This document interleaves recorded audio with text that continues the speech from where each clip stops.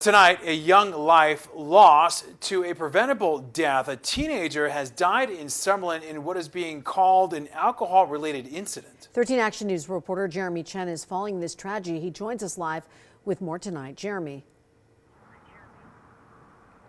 Yeah, certainly underage drinking is an issue that quite a few parents will have to deal with. However, the drug and alcohol counselor I spoke with says it's something parents and their kids can work together and discuss.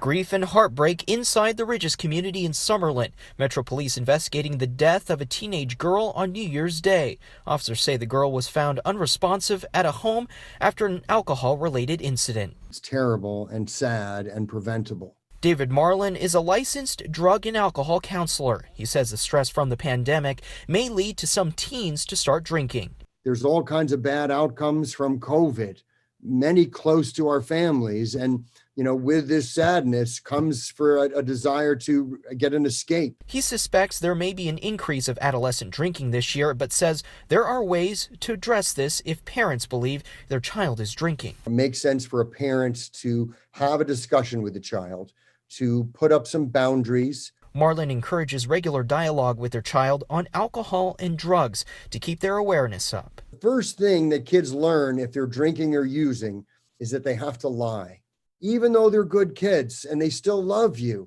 but they're taught by their peers that they have to hide it from you. So you need to recognize that there's a cat and mouse game going on. Now, the Alexander Dawson School, which is located not too far from the Ridges community, made an announcement where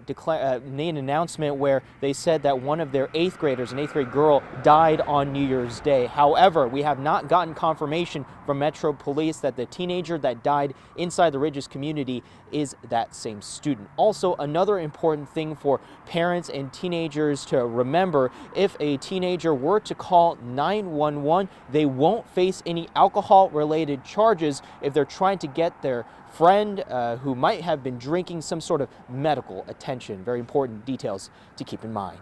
Jeremy Chen, 13 Action News.